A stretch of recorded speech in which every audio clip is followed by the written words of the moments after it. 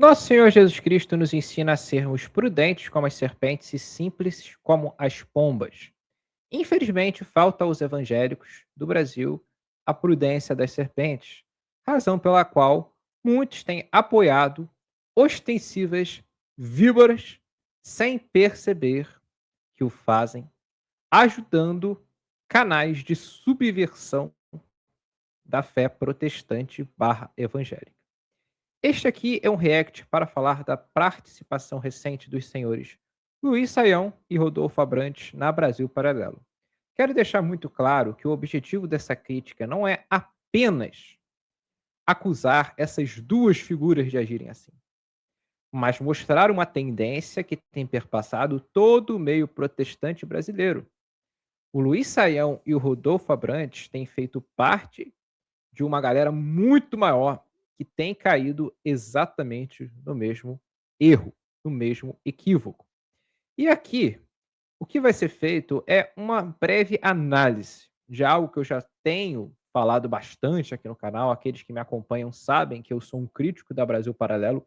Inclusive, eu fiz um vídeo grande, um vídeo bem produzido contra a Brasil Paralelo, onde eu mostro razões para você não assinar aquela plataforma, visto que aquela plataforma ela conspira diretamente contra a sua fé. E, infelizmente, os líderes protestantes, as personalidades ilustres no meio protestante barra evangélico, como é o caso do Rodolfo Abrantes, não estão nem aí para isso, ou ignoram completamente esse fato. Eu prefiro pensar, na melhor das hipóteses, que é uma total ignorância dessas pessoas sobre o que a Brasil Paralelo realmente representa. Peço que você curta esse vídeo, compartilhe com o máximo de pessoas que você puder, e vamos que vamos aqui analisar a participação do Luiz Saião e do Rodolfo Abrantes na Brasil Paralelo. Vou colocar aqui apenas um trecho pequeno de cada uma das entrevistas. Vocês vão ver que as entrevistas em si não tem nada demais, são meros testemunhos, mas eu quero muito analisar com vocês alguns elementos. A começar com a do Luiz Saião. Tem um ponto de virada. Qual foi esse seu ponto de virada em que Cristo mexeu na sua vida de fato? A minha história, ela começa numa situação difícil, porque eu não tive a oportunidade de viver com os meus pais biológicos. Pessoal, só para vocês observarem o cenário. Prestem muita atenção no lugar onde o Luiz Saião está. Ó, você tem aqui representação de anjos se rendendo a Cristo, presépios. O Luiz Saião não é um iconoclasta como eu. Eu já veria isso aqui como uma abominação. Eu sou contra qualquer representação de Cristo, seja para fins artísticos, seja para fins de veneração. A fé protestante presbiteriana da Escócia é iconoclasta, o que eu acredito ser a posição mais coerente, mais consistente com a Escritura sobre a representação da divindade. Cristo é homem e Deus. Logo, por ele ser divino, nós temos tudo o que é necessário para se conhecer acerca dele na Escritura sem a necessidade de imagens. Mas independente de você não ser iconoclasta, e existem reformados que não são iconoclastas, só de você estar num ambiente católico romano, onde há ícones, onde há imagens, não apenas para ilustração, mas para veneração, para apontar para o sagrado, para fazer menção a uma igreja católica, já é algo para causar, no mínimo, incômodo. Mas a coisa ainda vai piorar muito. Vejam bem. Então eu tive uma infância bastante desafiante, né? Vivendo primeiro com avô, depois com tios. E eu tinha uma curiosidade muito acentuada, muitas perguntas e ao mesmo tempo a grande, vamos dizer, transtorno e tumulto interno, né? E com isso, por 10 para 11 anos de idade, eu me tornei o que podia dizer. Prestem muita atenção nisso aqui, ó. Uma imagem do nosso Senhor Jesus Cristo crucificado. E independente de você ser um iconoclasta ou não, eu nem sempre fui iconoclasta. Mas eu acho isso aqui um sacrilégio. Eu ainda pretendo fazer aqui no canal uma live sobre a história da iconografia cristã. E vocês vão verificar uma coisa interessante. Nos primeiros séculos em que a iconografia cristã surgiu, você não tinha Cristo retratado numa cruz. Detalhe, quando Cristo era retratado numa cruz, ele era retratado de forma gloriosa. Na Igreja Ortodoxa, por exemplo, não existe tanto a prática de retratar Cristo numa cruz, mas quando Cristo aparece retratado numa cruz, essa retratação nele numa cruz é sempre gloriosa. Mas olha, percebam a forma como o catolicismo romano ele retrata nosso Senhor Jesus Cristo numa cruz. Retrata ele humilhado, vencido, em sofrimento. Isso aqui é um verdadeiro sacrilégio.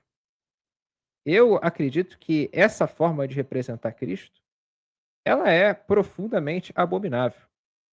Então, vou fazer vídeos posteriores sobre a minha iconoclastia, mas o que eu preciso dizer é que o ambiente em que o senhor Luiz Saião está é um ambiente que faz total referência ao catolicismo romano.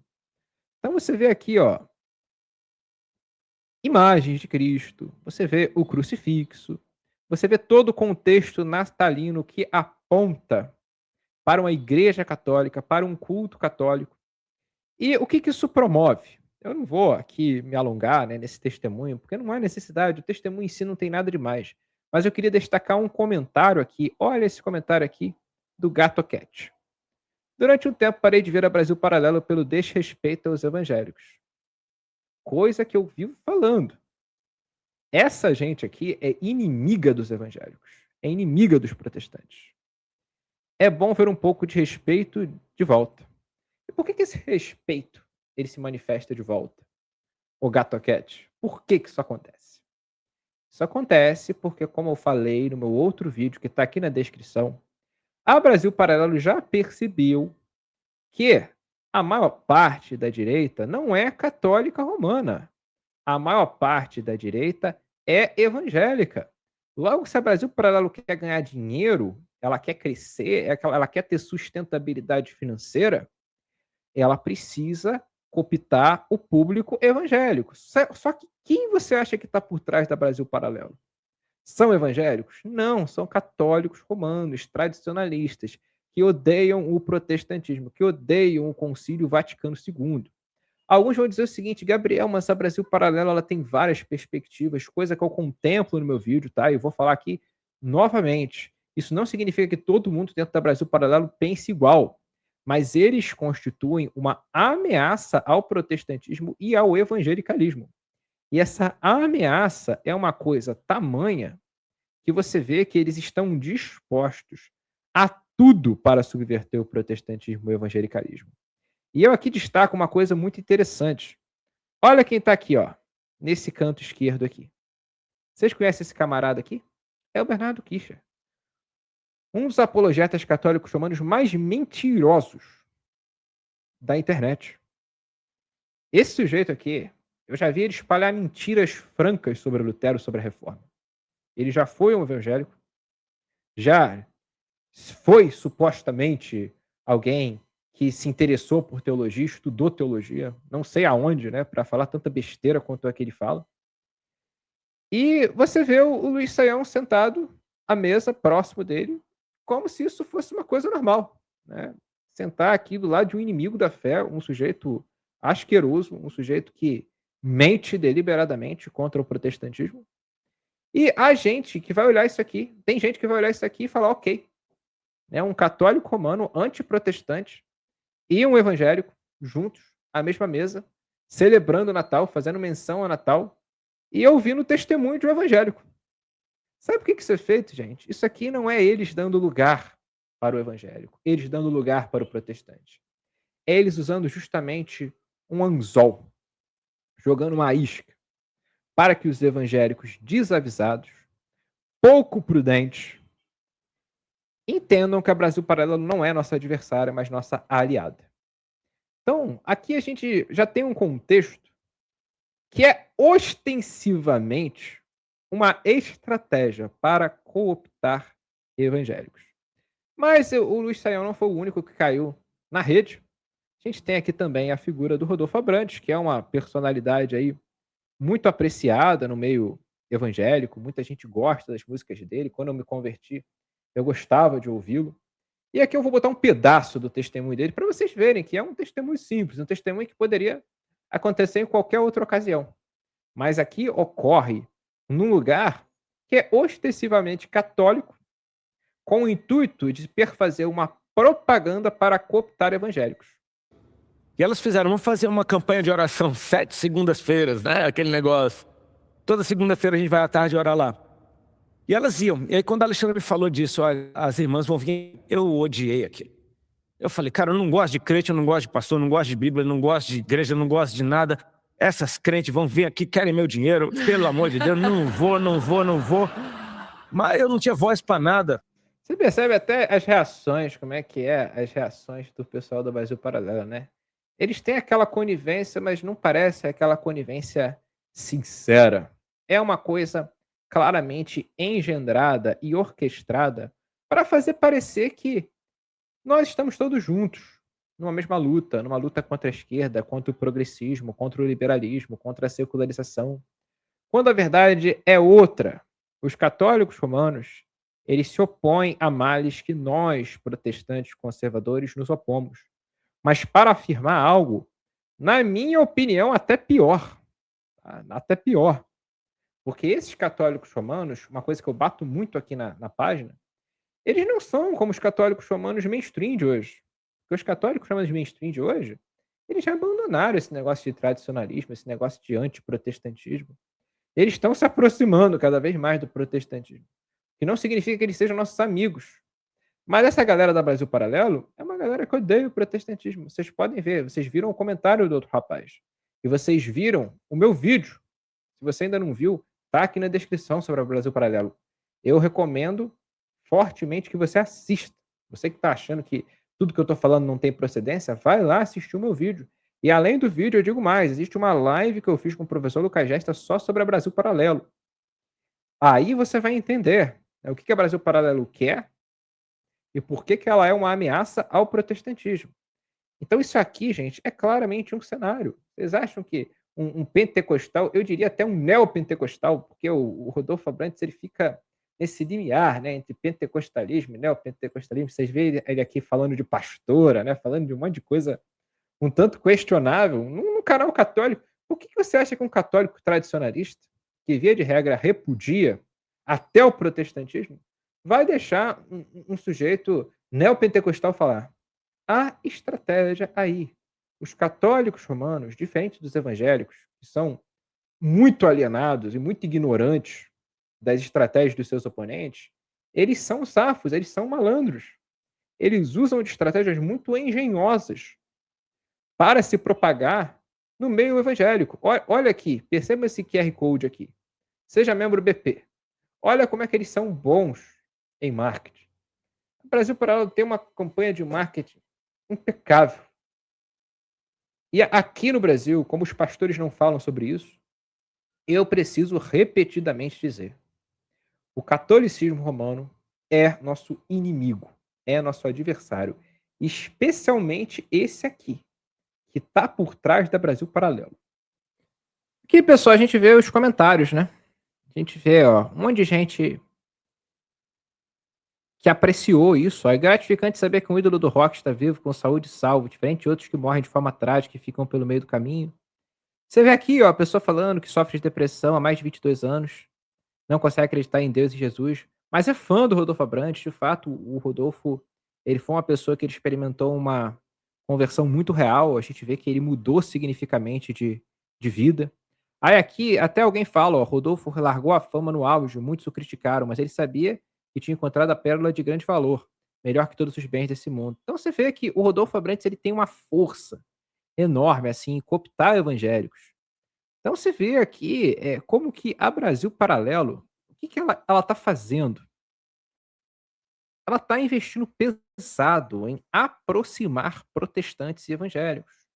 Porque ela já percebeu que se ela depender só do público católico, ela não se mantém. Então a estratégia que nós, evangélicos e protestantes, devemos ter em relação ao Brasil Paralelo é muito simples, é boicote. Não assine a Brasil Paralelo, não recomende. Fale mal dela. Diga para as pessoas não assinarem. Você que é pastor, fala na sua igreja que membros não têm que assinar Brasil Paralelo. Que Brasil Paralelo é um cavalo de Troia. Há um tempo atrás eu assisti uma live do reverendo Ageu Magalhães, ele falando contra Brasil Paralelo. E é importante ter iniciativas como a do pastor Ageu Magalhães, falar abertamente contra Brasil Paralelo. Eu não vejo pastores falando contra Brasil Paralelo. O Ageu Magalhães é uma exceção. Talvez tenha um ou outro que tenha falado que é exceção. Mas a gente aqui no Brasil se tornou passivo demais. A gente se tornou ingênuo. A gente se tornou subserviente à propaganda católica. E por conta do analfabetismo teológico de muitos pastores, a coisa começa pelos pastores e pelas lideranças das igrejas. Você não tem apologética contra a igreja de Roma. As pessoas ficam espantadas. Nossa, Gabriel, você não gosta de ninguém, você bate em tudo. Por que você acha que eu bato em tudo? Eu bato em tudo porque ninguém bate em nada. Aqui no Brasil, as pessoas o meio evangélico protestante só apanha, só é subvertido, só passa vergonha em debate, como eu já vi alguns indo em debate e não confrontando o catolicismo romano como este deve ser confrontado. Você vê que a Brasil Paralelo, que é um grande câncer que se espalhou pelo meio evangélico, não é combatido. E a gente fica nessa, gente. Tá na hora de mudar. Ano que vem, que vai ser ano de política, vocês vão ver o que a Brasil Paralelo vai falar. Ela vai começar a falar de política.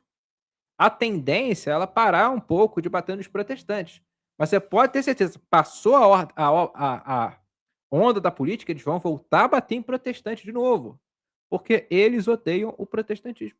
Vocês precisam ter em mente o seguinte: quem está por trás dessa apologética católica belicosa de internet é gente que odeia o protestantismo. Então, por fim, o meu conselho é: sejam prudentes como as serpentes. Não deem mole para o catolicismo romano, porque os católicos romanos são nossos adversários. O comunismo é ruim, a esquerda é ruim, o progressismo é ruim. Mas a Igreja Católica Romana, como diz o Dr. Martin Lloyd Jones, é a obra-prima de Satanás. Com isso eu me despeço. Deixo para você aqui na descrição do vídeo o link para você acessar a comunidade Filhos de Sacar. Lá você aprende apologética, escatologia e reconstrucionismo de uma maneira consistente. Então você quer pensar, você quer desenvolver uma intelectualidade genuinamente protestante, fica o meu convite para você fazer parte da comunidade Filhos de Sacar. É isso, minha gente. Um forte abraço a todos e até a próxima.